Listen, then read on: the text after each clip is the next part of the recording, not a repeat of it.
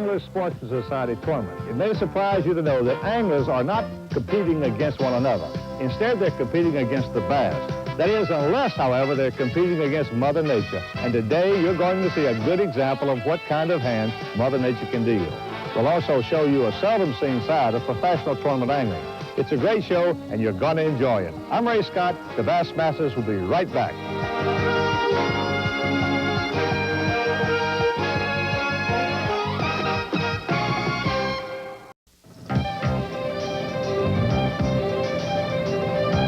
New York St. Lawrence Seaway, the giant navigable river connecting the ships of many nations with the ports of commerce of the Midwest. It's a place rich in history, an area that once was the fashionable international playground of the wealthy, and also a favorite place for fishermen who came to catch the fabled giant muskies of the St. Lawrence. The scenic islands and clear waters of the St. Lawrence are still a summer playground for many. Those who still spend their summers here, and the tourists who come to capture the beauty and history of the area. Like Bolt Castle, the 16th century style castle German immigrant George Bolt was building on Hart Island for his wife, an unprecedented sanctuary that was never completed due to her early death. But it's a different kind of fishermen now who cast the shorelines and weed-filled bays of the St. Lawrence. These are bass fishermen. The time is fall. The event, the $140,000 Bassmaster New York Invitational Tournament. The first day started normally with no real hint of what was to happen. Then the winds came, and with them giant wild waves that shook even the most seasoned bass anglers. This stretch of water close to the weigh-in area in Clayton, New York is protected, shielded from the wind and waves on the river and giant Lake Ontario. How bad is it on the big water? A normal 1-hour trip turned into a 4-hour nightmare for many. 12 contestants sacrificed their catches and called for trailers. Some anglers reported riding huge waves and looking down from the tops at exposed bottom in 12 and 15-foot deep water. They are glad the day is over. All right, we got a limited bass for Jimmy Houston with, let's see, that's 8 pounds and 5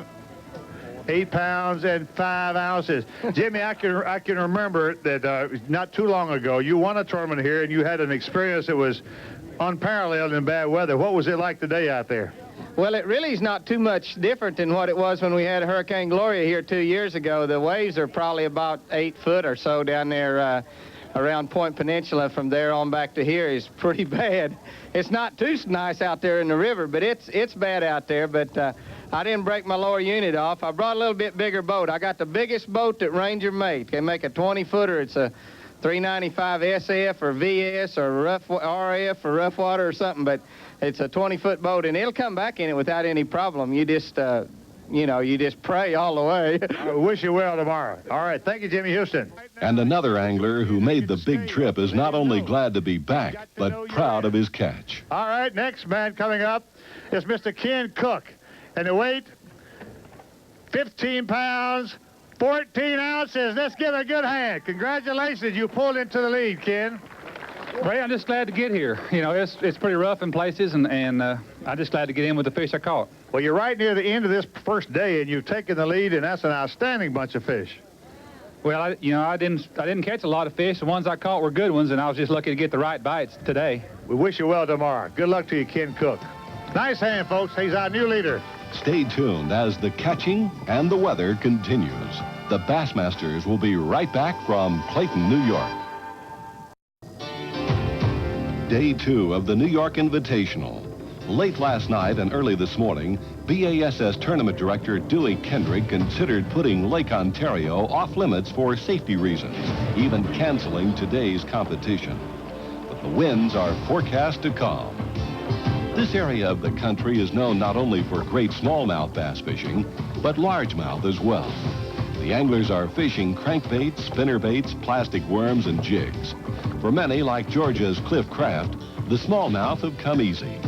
But once he catches a 5 bass limit, he leaves the area and goes to his largemouth hole, seeking bigger bass for the scales. The second day is more productive for many Bassmasters. 13 pounds, 6 ounces, and that does clearly put Steve in the lead for the tournament at the moment. Congratulations, Steve. And you're going to do the same thing tomorrow with weather permitting? I hope so. My fish didn't bite too good this morning, so we went to my partner's fish and did real well on those, so I was real lucky. Well, you went to your partner's fish. How'd your partner do with his fish? He did real good. Is he behind you? Yeah, he did better than I did. Well, who is he? Roger Farmer. All right, we'll see him in just a minute. In fact, here comes Roger Farmer right now. Roger Farmer with a limited bass. And Roger hails from the state of Georgia. And your weight yesterday, Roger, was sixth place. Sixth place he was with 13-13. And watch the scales, people. The largest catch of the day. 15 pounds, 14 ounces. And we have a new leader once again. I believe I'm right on that. Am I not, Bob Cobb? Roger, tell us quickly. Pull a couple of these bass out of here. Let me hold one of them, and let's hold. These are beautiful largemouth. Now, all largemouth bass today, no smallmouth. He went after largemouth. And yesterday's leader comes to the scales. Now, the lead of our tournament, Ken Cook, who yesterday brought in 15 pounds and 14 ounces, has another limited bass. Watch the scales, folks. We got a man who'll pull back in the lead for sure.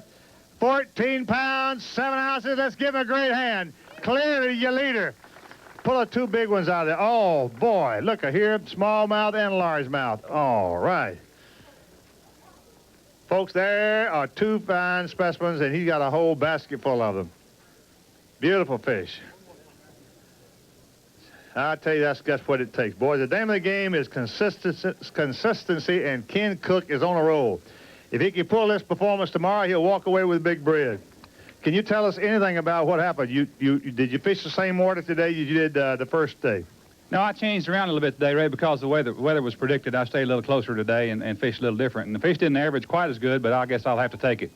You ought to be real happy. I'm having a really good time because I like catching these fish. You know, I'm fishing real hard, but I'm catching quite a few fish, and it's great. I love catching these fish. Could you tell us anything about what you're using? I know everybody else knows what you're doing. Why don't you tell us? Well, I'm using a bait that's got some metal and some plastic in it. All right, that's a big help. That could be a hook at anything, right? Well, thanks a lot. I knew you'd help me know what you were doing.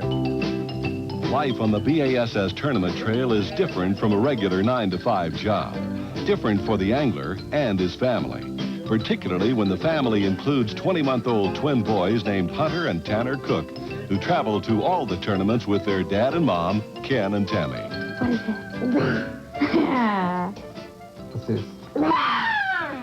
You know, Ken, for most of the people who watch, you know, the Bassmaster on television or, you know, read Bassmaster magazine, I'd say they have a lot different idea of what the professional full-time touring pro goes through at the normal day. I mean, they think they, you know, run up and down the lake and come back and put new line on and sharpen hooks and go to bed. But you have kind of a different situation here, don't you?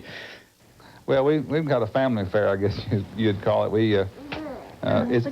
It's a struggle to get everything that has to be done involved with professional fishing and also have a family life. It's tough, you know, to have the family with us at times, but it would be much tougher to have them at home and me be here alone because, you know, of those pressures. And so it's tough either way you go at it, I suppose. But for us, this is the best way. Well, not too many families here have a set of twins with them, too. And they're how old now? They're a year and 8 months. And they've got 50 or 60,000 miles on them already. At least. Well, you know, it's great while you still can, you know, to be able to take them with you. But, Tammy, you've got a kind of a different situation. Instead of, you know, sitting on the bank and waving bye-bye in the morning as so many of the wives do, you kind of have a double-handed job after that, don't you? Well, in the morning, when the tournament starts, me and the boys get up. We take Ken and launch him, and then we come back and try and go back to sleep. Sometimes we do, and sometimes we don't. But it's, you know, sometimes it's tough getting them up early and going. But it's now that they're older, it's easier. I bet you've had some real experiences with this group, haven't you? Yeah. Well, we could take up most of your time. Tell me one or two of them. Well, just like yesterday, I was in here putting on my makeup, and they were in there brushing their teeth in there in the bathroom. And I heard Hunter says, "Bubba, feet wet." And I look around the corner, and they're both got the water running, standing in the sink, the lavatory, and water is all over the floor, and their shoes and socks, and they're wet up to their knees. I was ready to wring their necks. They find Dad's worms. Yeah, they like worms. They don't care much about the color. It doesn't matter. Do they help you rig up your tackle? They're quite helpful at spooling line and things of that nature. All Ken's tools. Ken, you had, just a tremendous year fishing, and how difficult is it really for you to concentrate, thinking of all the things you have to do to win these tournaments, but to concentrate coming back to what you'd say a little bit different than most people would? It sometimes gets to be, as I say, hard to get everything done that has to be done. Tammy's an awful lot of help for me, and this is what it's really all about. No matter the difference whether you fish for a living or if you go to the office every day.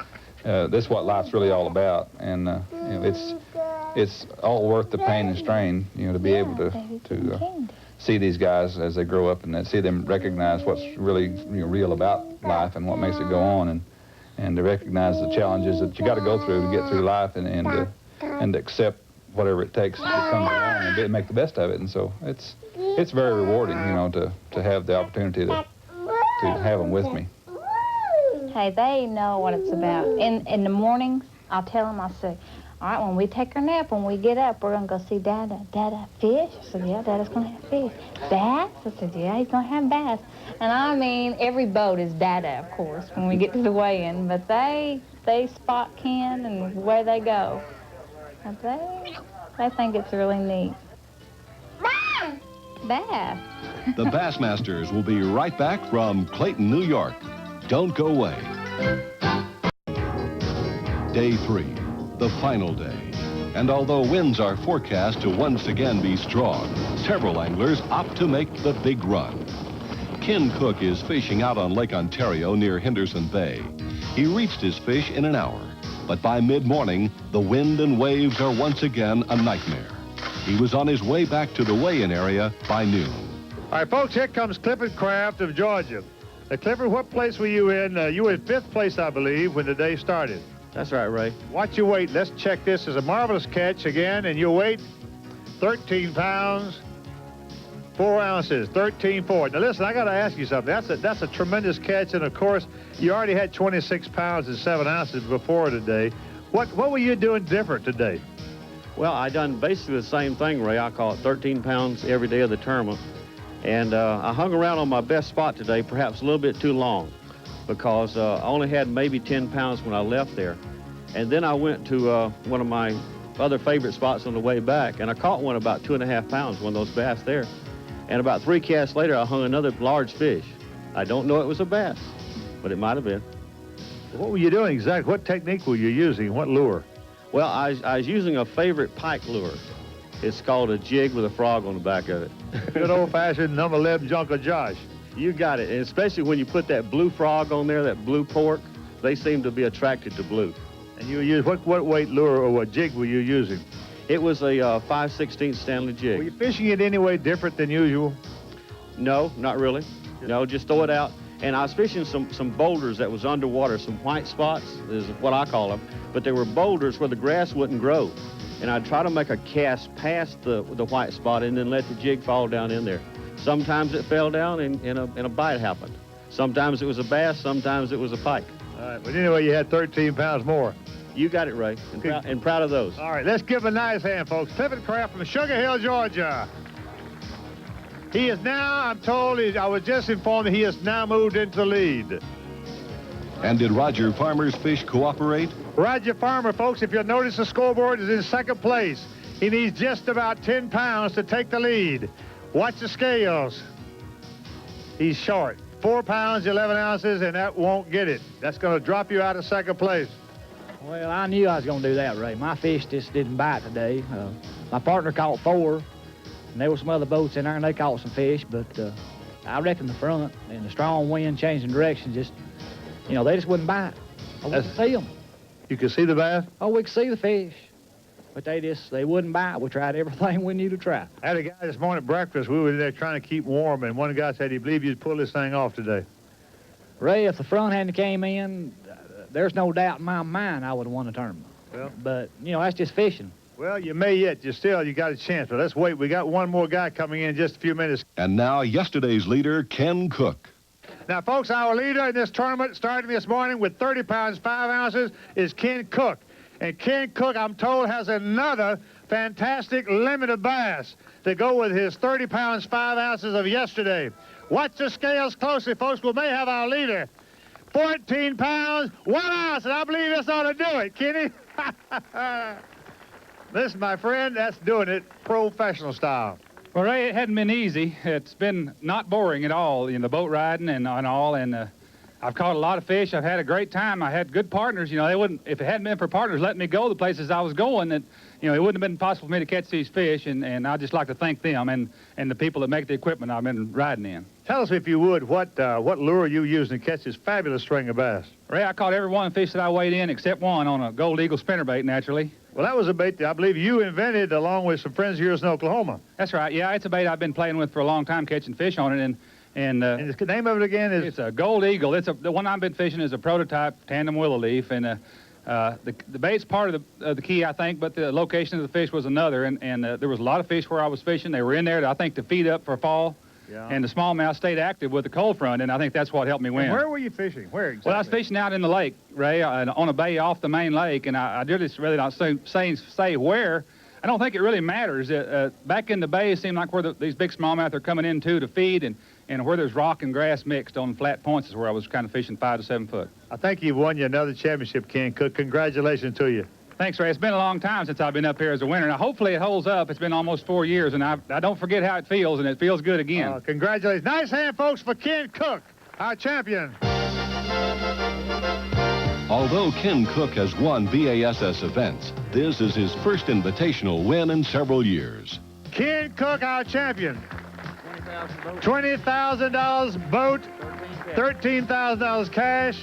Our congratulations to you, Ken Cook. You did it, boy. Thanks, Ray. It really feels good again. It's been a while since I've been up here as winner, and it feels just as good now as it ever did. 4 years ago, you took home the championship, as I recall. Where was that? I can't recall. Well, I won Super Bass. The first time you had a Super Bass tournament, I won that one. That felt pretty good. And $100,000, as I recall. Yeah, right at that.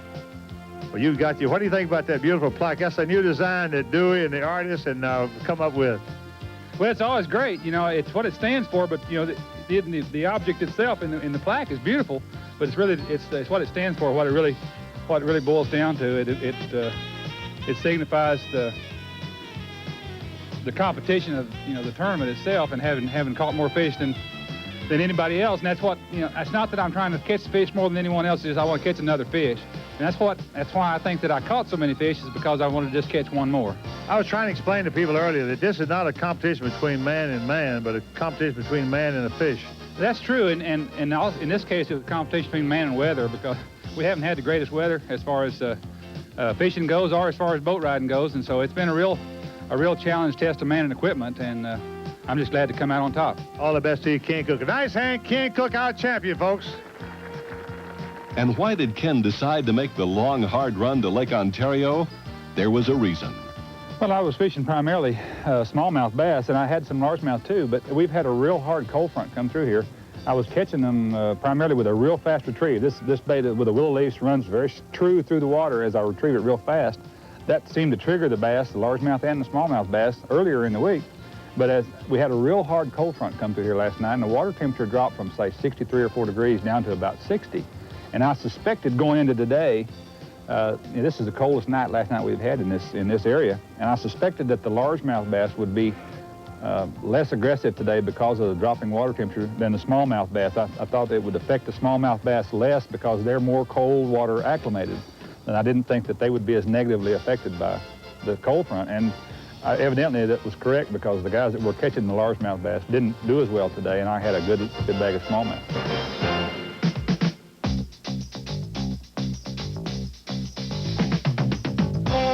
And now it's time for the Pros Pointer, the how-to section of the Bassmasters, brought to you by A.C. Delco. In picking a bait, say a spinnerbait, for fishing in any kind of conditions, I need to look at 2 factors. One is what is a visible color, and what does the fish seem to react to under that set of conditions from my experience. This particular bait I chose to fish in this clear water in New York for smallmouth for 2 reasons. One, it has red in it, which red from the color selector is the most visible color. And my experience with smallmouth bass, which is what I caught here primarily, tells me that they like chartreuse, and so I have a red and chartreuse combination spinnerbait. It's kind of a weird combination, which in itself is probably a beneficial thing because it's something that the fish haven't seen before, and this is what I caught all my fish here. I've also caught a lot of fish in a lot of other conditions, or a lot of other places with similar conditions. The clear water seems to be one of the best conditions, one of the best baits I've come up with lately for clear water is this red and chartreuse color combination. What a great win for my buddy Ken Cook. And I'll tell you, fighting that weather and turning in such a consistent performance is really the mark of a true champion. Next week, we'll be right back here in New York, but for an entirely different kind of competition, the first BASS team tournament. It's a unique event where the winning four-man team turns in nearly $400,000 to their bank, and boy, there are some surprises. For the Bassmasters, this is Ray Scott, and we'll see you next week.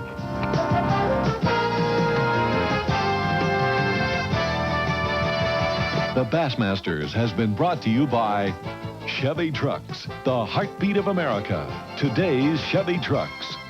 Ranger Boats, we still build them one at a time.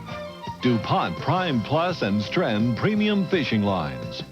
Stanley Jigs, innovation, not imitation. Abu Garcia, celebrating 35 years of excellence with Ambassador Reels. Humminbird, the ultimate in fish-finding technology. AC Delco Voyager batteries, deep cycling, maintenance-free. And the Bass Anglers Sportsman Society.